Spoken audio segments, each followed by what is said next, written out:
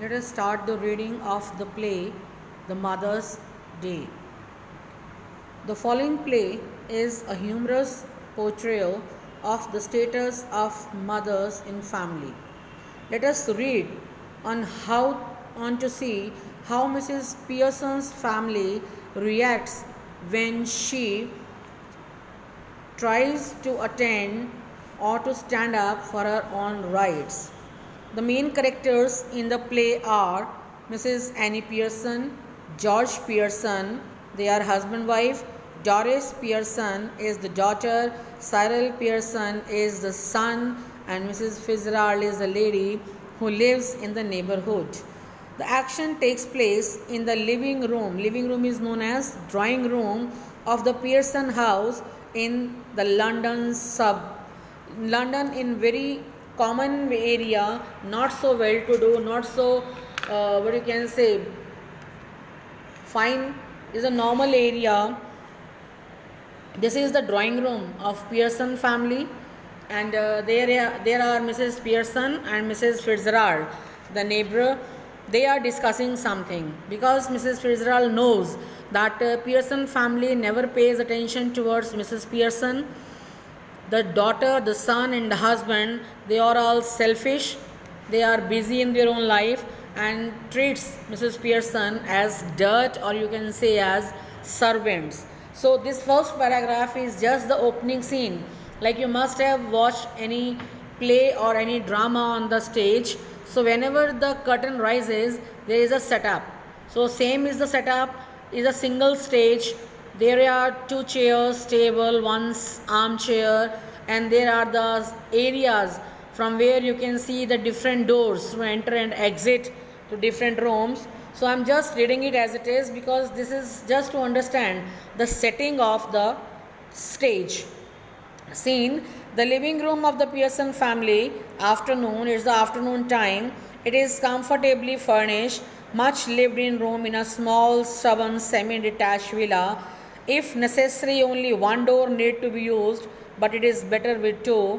One up left, there is a door on the left hand side leading to the front door, and the stairs on the other in right wall leading to the kitchen. Another door is that leads to the kitchen and the back door. There can be masculine covered windows in the left wall and possibly one in the right wall too. The fireplace is assumed to be in the fourth wall. There is a settee up right on the armchair down left and one down right. A small table with two chairs on either side of it stands at the center. So when we start, when the curtain rises, it is an afternoon in early autumn and the stage can be well lit. Mrs. Pearson at right and Mrs. Fitzgerald at the left are sitting opposite each other at the small table on which are two teacups and saucers and the cards with which Mrs. Fitzgerald has been telling Mrs.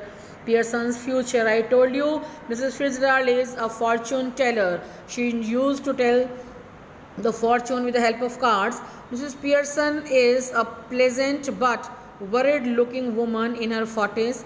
Mrs. Fitzgerald is older, heavier, and a strong and sinister personality. She is somewhat sinister, you can say mischievous lady. She is smoking. It is very important that these two should have sharply contrasting voices because two are having different personality. Mrs. Pearson speaking in a light flourished sort of tone and a touch of southern crockery perhaps, and Mrs. Fitzgerald with a deep voice, rather Irish perhaps.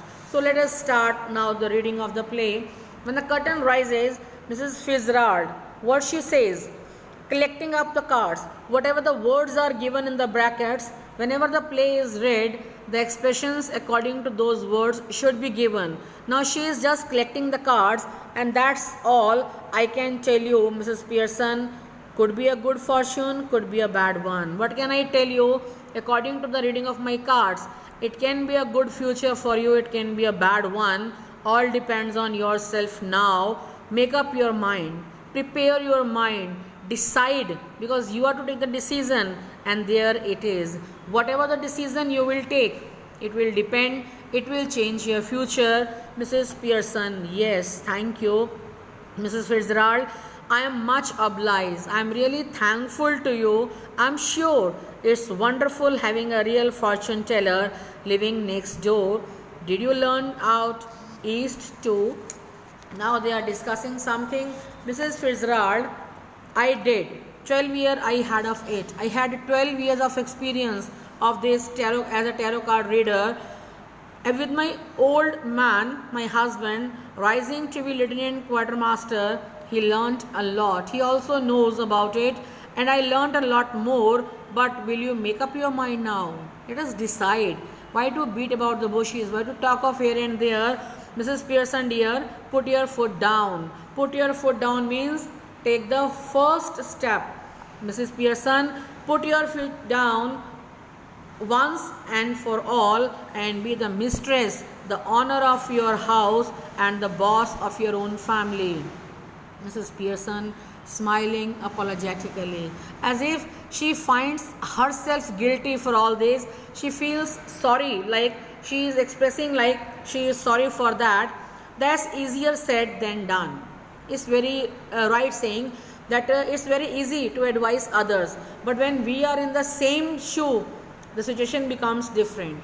It becomes different for us. So beside, I am so fond of means I love them so much, even if they are so thoughtless and selfish. Doesn't bother me. They never think of me. They are so selfish, but still I love them all.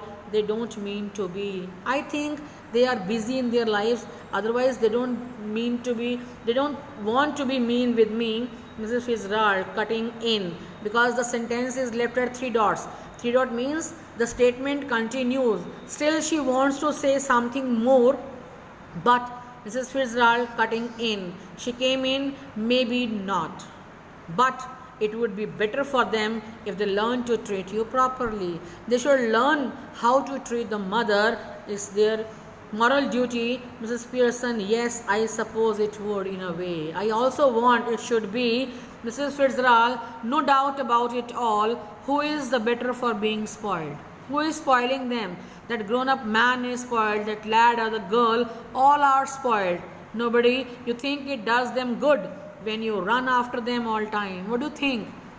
It is beneficial for them that you are running like a servant, you are all the time on your toes, taking their orders as if you were the servant in the house. Stay at home every night while they go out enjoying themselves. Never in all your life you enjoy.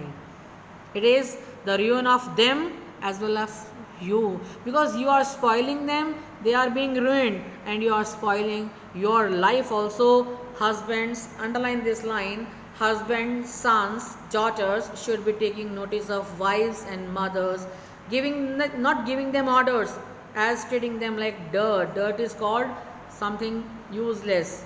And don't tell me that you don't know what I mean. Now don't give me the expression you don't understand what I am saying, for I know more than you have told me. I understand what's going on in your house. Mrs. Pearson dubbiously, she is doubtful. I keep dropping a hint.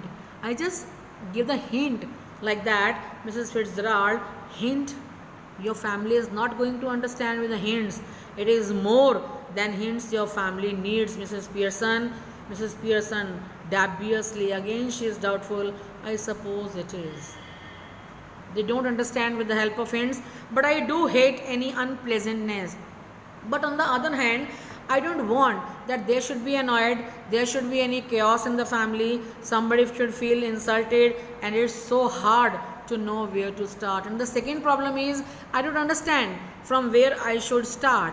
I keep making up my mind to have it out with them. So many times I decide to talk with them, to have discussions with them about them, but somehow I don't know how to begin.